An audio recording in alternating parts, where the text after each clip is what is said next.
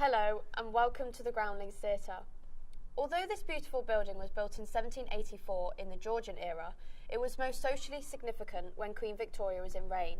Today I will be taking you around the theatre, looking into the history of the building and its social links to the Victorian times. Groundlings has not always been a theatre. In fact, it only became a theatre in 2010. I'm going to be speaking to someone today who's been working at the theatre for many years and is able to explain to us what it was like when it was known as the Old Benny, the first free school in the city. So I'm sat here today with Richard Stride, who has been working at the theatre for many years. He's going to be taking us around the theatre, looking into the history and the significance of each room.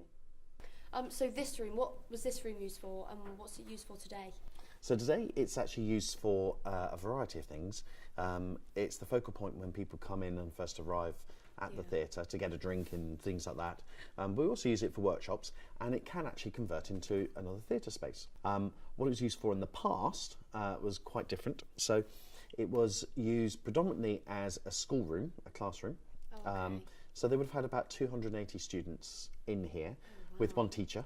So punishment tended to be quite harsh to keep control, particularly. Yeah, of course. So the stocks that we see, for instance, they were actually used here. They were a form of punishment. So you could spend 3 days in the stocks if you were particularly naughty. They were also sometimes given the birch. So you see our model of Jack here.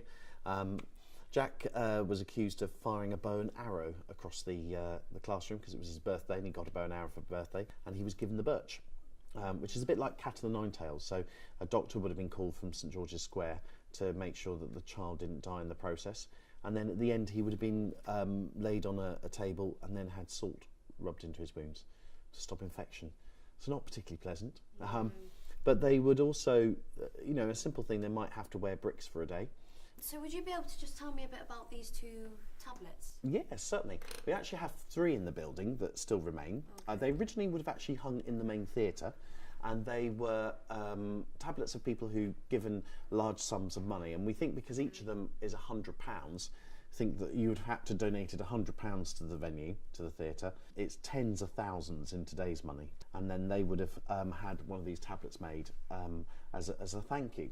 But there was one other person that gave that we know gave money, gave £10, and about 1850, and her name was Princess Victoria, and later that year she became Queen Victoria. Okay. So obviously she had quite a affiliation with the building as well.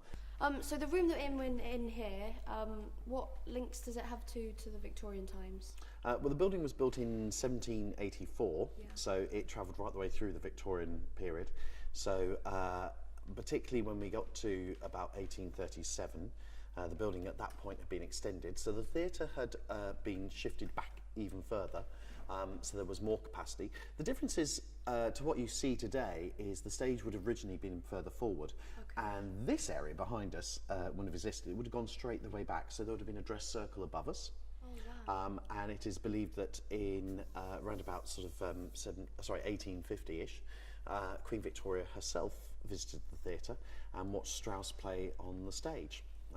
So it was particularly well known for its music in those days. So they had also Liszt play here, the French composer, and it was a very sort of intimate space, but it probably would have held, believe it or not, today it holds a total of up to 200, but back then it would have probably held something in the region of about 600. So 3 times as much as it does today. So that's all from the Groundlings today. From a Victorian school to a theatre, you can see just how important this was socially for society.